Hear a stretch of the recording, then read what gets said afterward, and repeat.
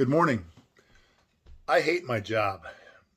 Now that I got your attention, let me just say that that's something that I hear a lot of people say. I don't say that myself. I really love my job. I love my work and so on. But there's a lot of people who go through life working a job that they really hate. They really don't like.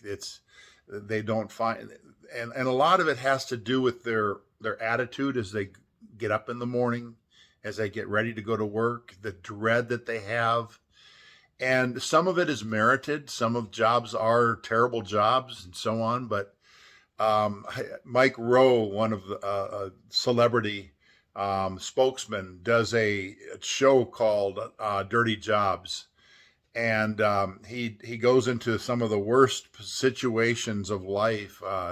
Working in manure or working in as a trash collector or whatever else, some of the filthiest, dirtiest jobs. An oil worker covered with petroleum or oil, and he goes into these situations and he works this job for like a day or 2 days or whatever, and yet he always has this attitude that he's always willing to get in there and do it. And I think a lot of times we have an attitude toward our own jobs that is not always rewarding, that we're frustrated with it. We may not like our job simply because we don't like getting up in the morning.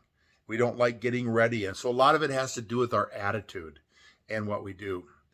But we find something in Scripture. We find this in Colossians chapter 3, where Paul is giving instructions to people of how husbands and wives should treat each other.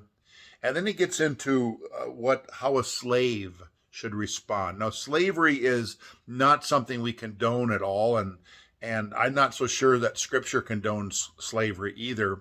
But it reports on slavery. It talks about slavery because slavery was a reality in the time of the New Testament. The Roman Empire had a vast system of slavery. Almost every culture at that time, people owned slaves. And so Paul speaks to the people, the Christians who are slaves, and there were many, because at that time in the Roman Empire, many of the Christians were lower class people that did not were slaves or were household servants, were tradesmen and so on, that didn't have a very high status in society.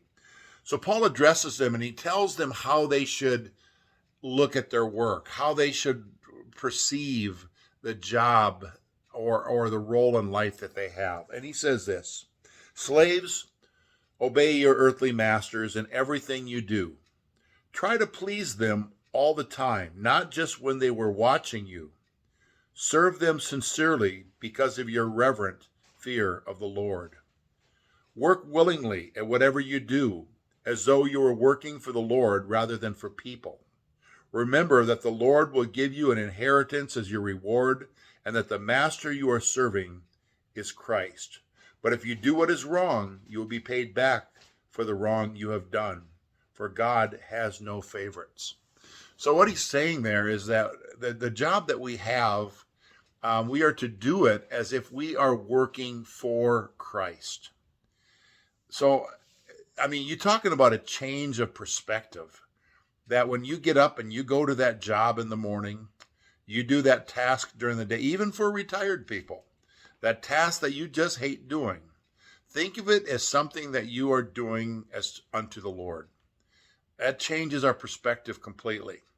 Because really, when we are working for an employer who is less than generous, less than benevolent toward the employees, and is constantly criticizing, constantly screaming at the employees, and we perceive that situation, we seem to have an entitlement mentality that say, you know what, I don't have to put up with that.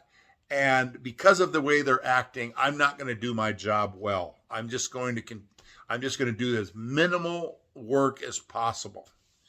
And Paul is saying here that we are doing this as unto the Lord. That kind of changes the perspective a little bit.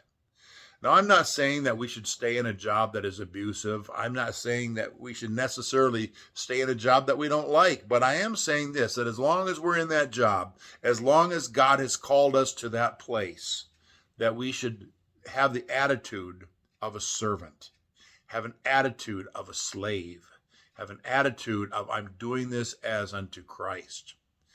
That might be hard for a lot of people to swallow, but that's coming straight from Scripture. And I know one thing, that nothing will change our attitude toward our work more than if we see it as a service to Christ. We are each called to be servants. We're not called to lord over people.